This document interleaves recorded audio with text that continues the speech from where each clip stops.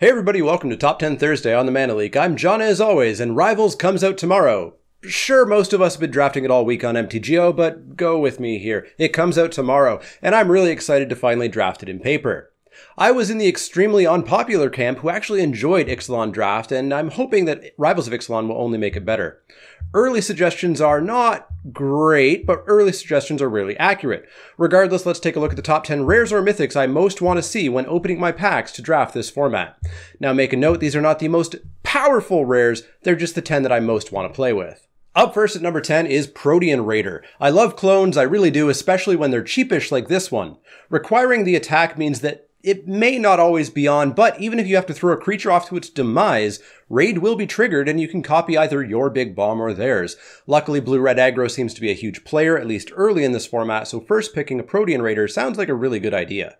At number 9 is Zakama. I really want to open this pack one pick one at some point because I feel like that's really the only reasonable place to take it. Let's face it, you're just not casting this too often, but when you do, it's going to feel good and there's going to be a story. It may not be a story with a happy ending, but it'll be a story nonetheless. Especially early in the format, this is the kind of card that I want to open and play with before the format really shakes out.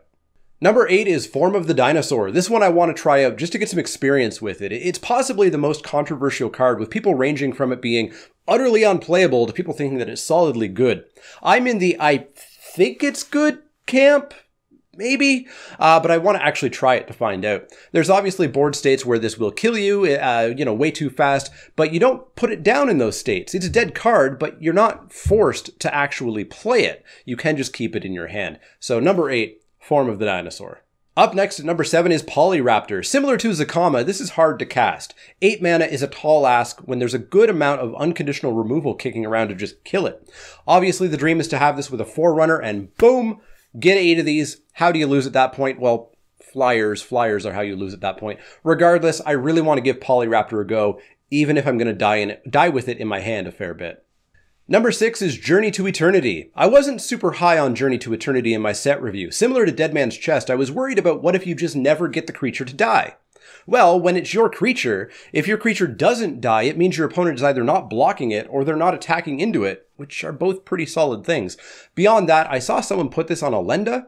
Having a Lenda die, make tokens, and then snap right back to the board, that's real nice. Then as long as you have the mana, that creature's basically unkillable. Journey to Eternity is a card that I certainly want to play with. Number 5 is Angrath. Angrath isn't an amazing planeswalker, but it works fine enough. And Black-Red Sacrifice is a deck that I really want to give a shot. I used to love playing that way back in the day, and it's been a while since we've had a real Black-Red Sacrifice deck. There still isn't the deck, but Angrath is kind of that deck in one card, and that's something that I want to play just to relive those glory days. A good example of a card that I don't think is one of the best in the set, but I still really want to play with. Up next at number 4 is Azure the Lawbringer. I opened an Azure in my first sealed event on MTGO and unfortunately couldn't even slightly play for it. You can't splash for this. But in draft, pack one, pick one, I can force it.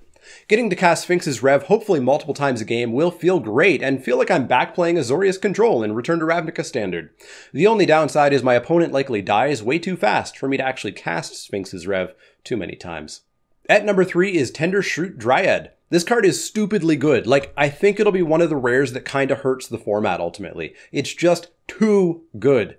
Getting a 1/1 every turn, it's both upkeeps, a lot of people miss that, and very quickly getting the blessing and making those 3/3s each turn instead is insane.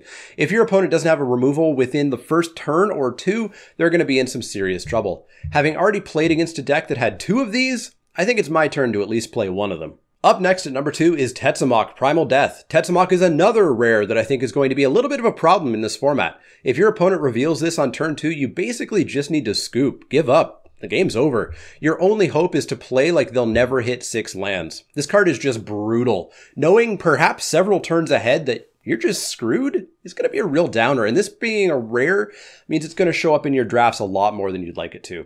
So of course, I'd like to be on the winning side of it at least once. Who knows if I ever will be. This card is brutal, and I really want to try it. Finally, at number 1 is a card that I've been brutalized by, and another one that I think is going to be a real scourge of the format. Italy Primal Storm.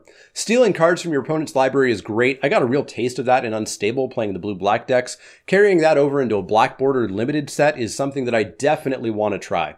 And don't misread this card. At the pre-release, people had to be corrected that it's not just your opponent's deck. It's both of your decks that you exile a card from. You don't have to pay for the cost of the card. It's free. This card is stupidly good. It feels like a Titan. It's a 6/6 for 6 with an attack trigger, and I sure want to play with it. So that's going to wrap it up for the top 10 rares or mythics that I most want to see. Pack one, pick one when I go draft tomorrow night.